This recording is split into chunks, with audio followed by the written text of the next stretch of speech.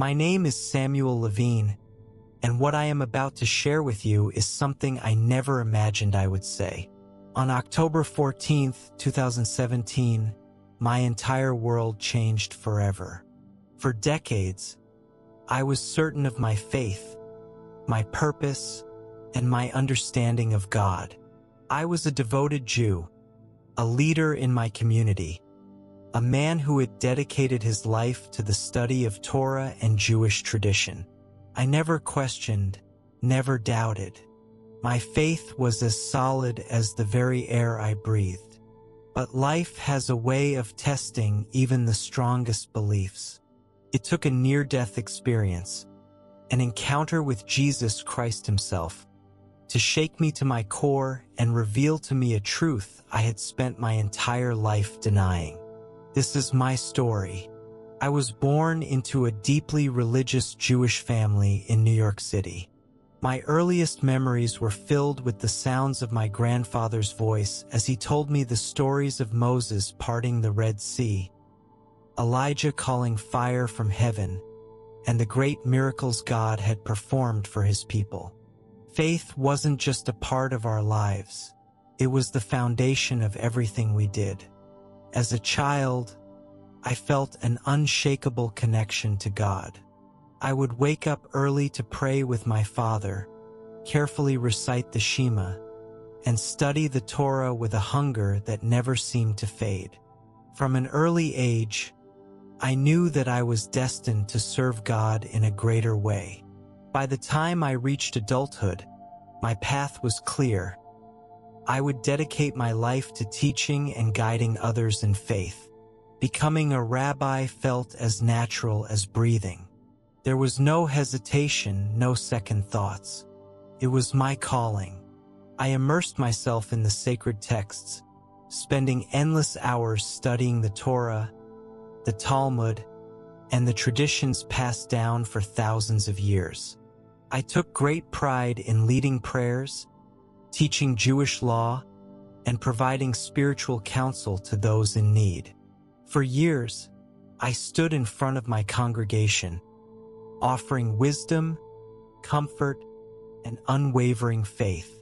I officiated weddings, presided over funerals, and guided my people through both joy and grief.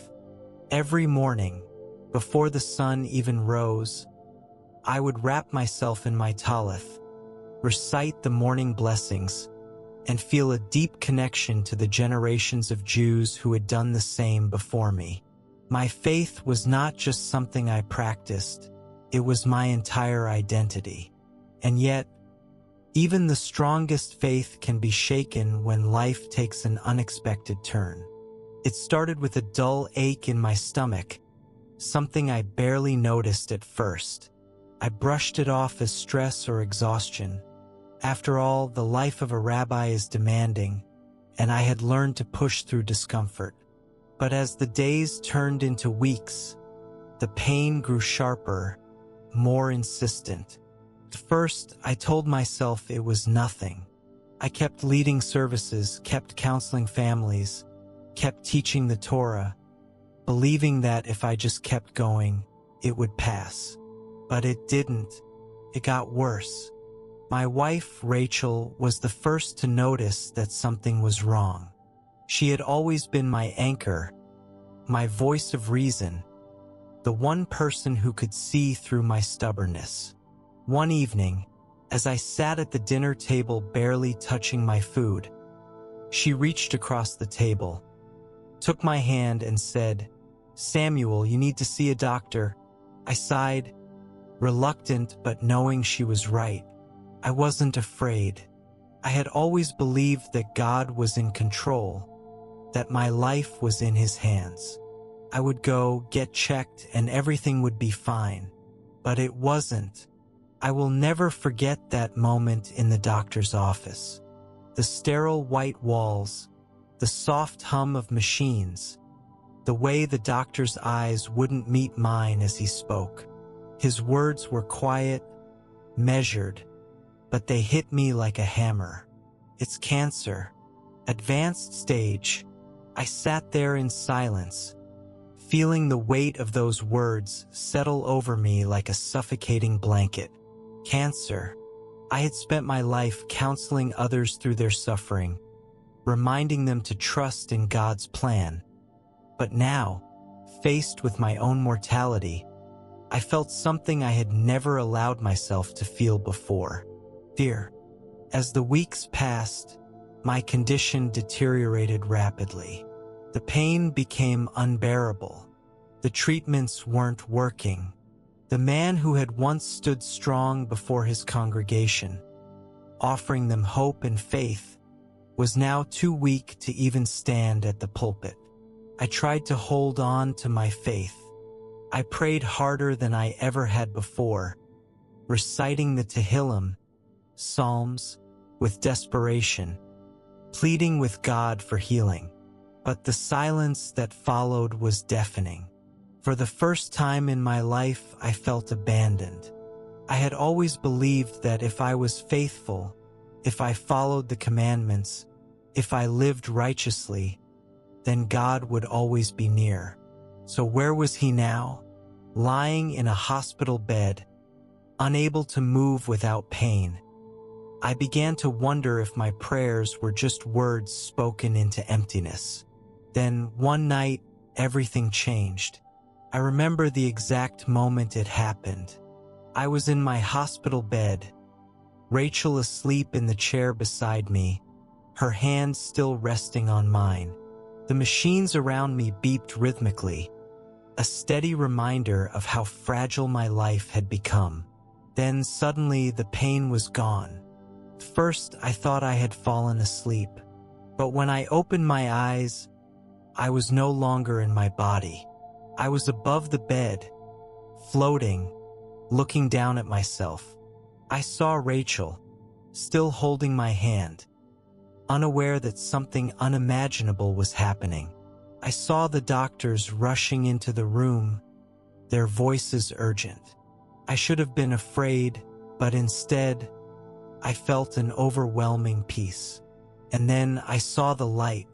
A brilliant, radiant light appeared before me, more powerful than anything I had ever seen. It wasn't just light, it was alive. It pulsed with love, truth, and holiness. It was calling me toward it, but not in a way that forced me. It was an invitation, and in that moment, I felt something I had never felt before. Love, pure, complete, and overwhelming. It was unlike anything I had ever experienced in my faith. This wasn't just a feeling, it was a presence. Then, within the light, I saw him. I knew who he was the moment I saw him. It was Jesus. Everything inside me wanted to reject what I was seeing. My entire life, I had been taught that Jesus was not the Messiah, that he was merely a man, a teacher, a figure misrepresented by history. But here he was, standing before me, radiant, powerful, and undeniably real. He wasn't just a prophet. He wasn't just a teacher. He was something more. Couldn't move, couldn't speak. The weight of his presence was overwhelming, yet at the same time, I felt something I had never felt before. A love so deep, so pure, that it consumed every doubt, every fear, every hesitation.